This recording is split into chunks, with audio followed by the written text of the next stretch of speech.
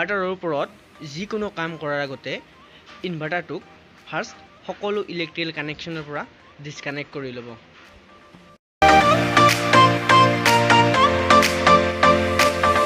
বেটাৰীৰ ওপৰ ছাইডটো সদায় চাফা কৰি ৰাখিব লাগে, কাৰণ লেতেৰা হ'লে ইয়াৰ ধূলি বালিবোৰে টাৰ্মিনেলত লাগি ধৰে আৰু এটা সময়ত টাৰ্মিনেল দুটা ৰাষ্টিং হ'ব আৰম্ভ কৰে আৰু এনেকৈ বেটাৰীৰ টাৰ্মিনেল দুটা এটা সময়ত নষ্ট হৈ যায়।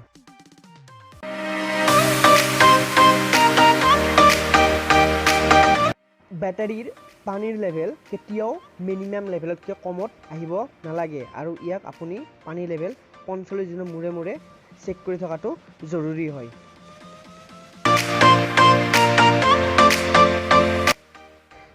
বেটাৰীত ডিষ্টিল ৱাটাৰহে ইউজ কৰিব, নৰ্মেল ৱাটাৰ কেতিয়াও বেটাৰীত ইউজ নকৰিব।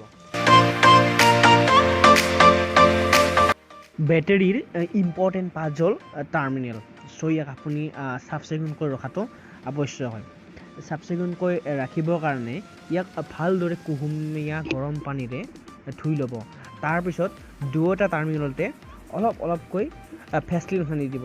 ভেচলিন সানিলে টাৰ্মিনেল দুটা ধূলি বালিৰ পৰা দূৰত থাকে, ফলত টাৰ্মিনেল দুটা ৰাষ্টিং হোৱাৰ সম্ভাৱনা বহুখিনিয়ে কমি যায়।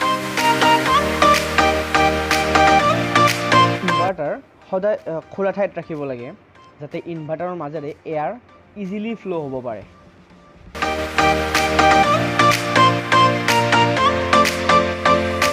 ইনভাৰ্টাৰক সদায় LPG আৰু ফায়াৰৰ পৰা দূৰত ৰাখিব।